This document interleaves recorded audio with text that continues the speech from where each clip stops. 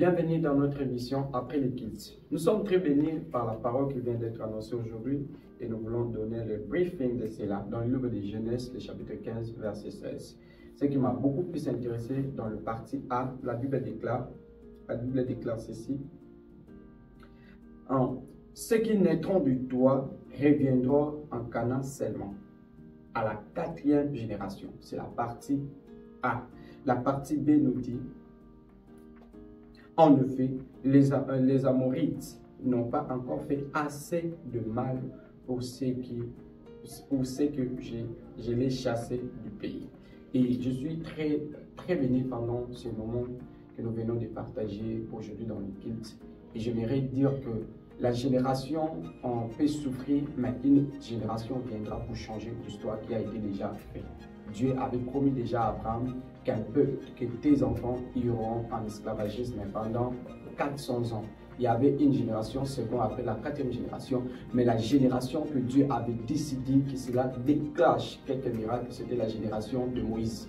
Dieu a dit ceci, que je vis la souffrance de mon peuple et j'ai entendu les cris que font pousser leurs oppresseurs. Je suis descendu pour les sauver.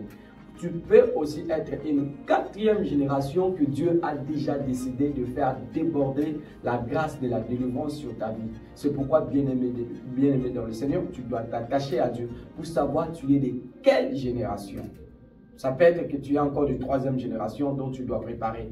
Mais si tu es de la 4e génération, c'est le temps d'apporter la victoire et c'est le temps de sortir de l'esclavagisme qui a été déjà annoncé. Parce que si tu pars encore dans le livre de 1 Samuel, le chapitre 9, la Bible déclare qu'Anne faisait des prières qu'Anne faisait, c'était pour le débordement de Samuel. Et Samuel ne vient pas souvent avec de joie au cœur. Samuel vient avec des graissements des dents, avec des douleurs que Dieu a fait à Anne pour qu'il puisse recevoir Samuel.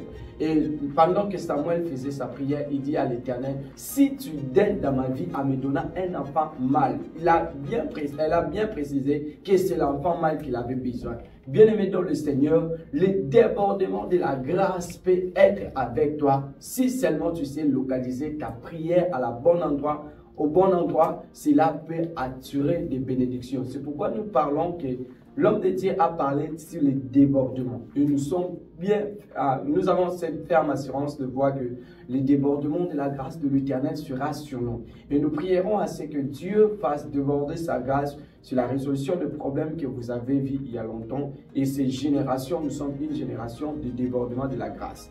Et la volonté de l'Éternel sur votre vie est que vous puissiez prospérer à tous égards.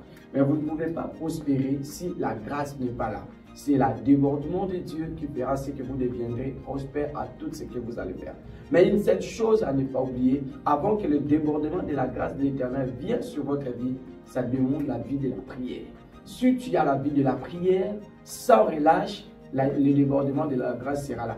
Mais la vie de la prière avec relâche, tu auras des difficultés à comprendre pourquoi d'abord tu pries.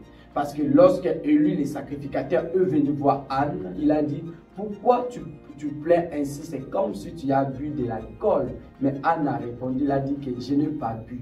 Mais je suis en train de montrer ma prière à Dieu.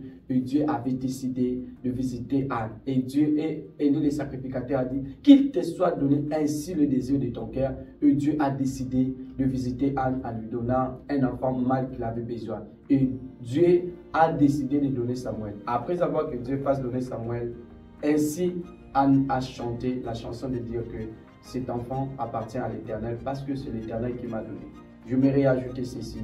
Dieu a le plan merveilleux sur ta vie. Dieu te connaît et il connaît aussi ton cas. Mais il faut activer l'abondance de la prière pour que Dieu donne le miracle à la place que tu as besoin. Que Dieu vous bénisse et que Dieu vous garde.